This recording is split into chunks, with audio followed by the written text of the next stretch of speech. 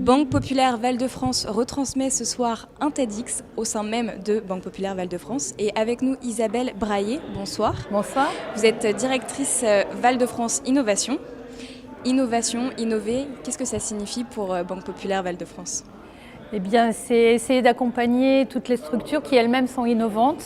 Et du coup, ça nous oblige, nous, à nous remettre parfois en question et à adopter des modes de fonctionnement un petit peu différents de ce qu'on applique d'habitude aux entreprises établies.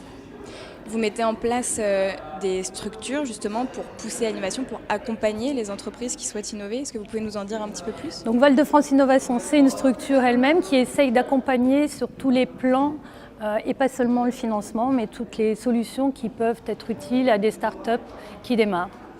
Justement, ce soir, il y a quelques startups. Oui, mais ce soir, oui, des startups qui font des démonstrations. Donc certaines sont clientes, certains sont des prospects et d'autres sont venus là parce qu'on leur a demandé. La ville de Saint-Quentin a proposé à certaines de participer. Et on a trouvé que c'était bien de faire de ce TEDx et de sa retransmission un lieu de rencontre et d'échange et de rencontres essentiellement. Vous voyez les startups qui sont en haut, elles parlent entre elles, elles échangent, donc c'est très intéressant. Isabelle Braillé, le mot de la fin. Ce soir, le mot d'ordre de TEDx, c'était aller au-delà de ses limites. Qu'est-ce que ça signifie pour vous ? Qu'est-ce que ça vous évoque, aller au-delà de ses limites ?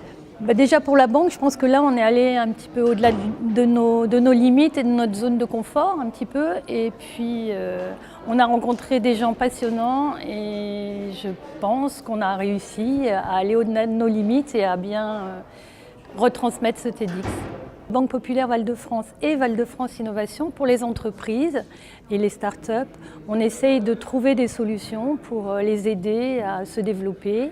Et c'est plutôt des solutions d'accompagnement global sur toute leur gamme de besoins, plutôt que strictement des financements. On essaye d'aller au-delà pour que ce soit des relations pérennes qu'on entretient avec elles et qu'elles aient aussi une existence pérenne. Isabelle Braillé, merci d'avoir répondu à nos questions sur WeDoBiz et à très bientôt. Merci à vous, à bientôt.